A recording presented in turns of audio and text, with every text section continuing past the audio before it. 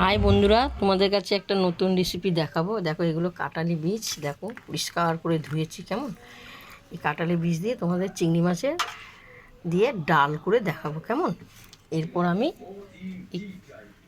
কুকারে ঢাললাম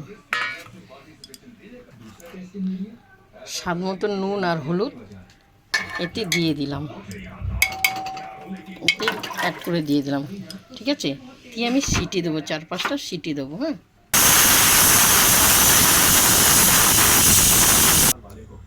দেখো কাঁঠালের বীজগুলো আমার সিদ্ধ হয়ে গেছে। এরপর আমি ডালের কাঁটা দিয়ে ভালো করে আমি ভাঙবো। কেমন পুরো ভেঙে আমি করব। দিদি ভাইরা তোমরা একটু ধৈর্য ধরে দেখো, খুবই সুন্দর লাগবে। দেখো ডালটা পুরো আমার ভাঙা হয়ে গেছে, দেখতে পাচ্ছ খুব সুন্দর। এরপর আমার কড়াইটা গরম হয়ে গেছে, তেল দেবো। কেমন তেলটা আমি দেবো, তেলটা গরম হোক। তেলটা গরম হয়ে গেছে, আমি জিরে দেবো। জিরে দেওয়ার পরে আমি শুকনো লঙ্কা আর তেজপাতা দেবো। হয়ে গেছে। এই দেখো আমি চিংড়ি মাছ দেবো। কেমন চিংড়ি মাছটা আমি ভাজবো, ভালো করে লাল লাল করে ভাজবো। তো স্বাদ মতন আমি হলুদ দিলাম, কারণ এখানে হলুদ আর নুন দেওয়া হাতে দিয়ে সিদ্ধ করা হলো। দিদি ভাইরা দেখো, এটা আমার ঠাকুমা রান্না করতো, ছোটোবেলা আমরা খেতাম, খুবই ভালো লাগতো। এই দিয়ে খেয়ে আমরা পেট ভরে শুধু একটা এই কাঁঠালের বীজের ডাল দিয়ে একদম হাত চেটে পুটে খেতাম।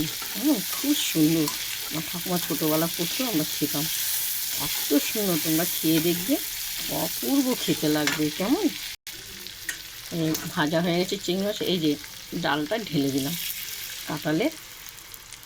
দেখেছো খুব সুন্দর, অপূর্ব অপূর্ব খেতে যা লাগবে না, খুব সুন্দর লাগবে খেতে।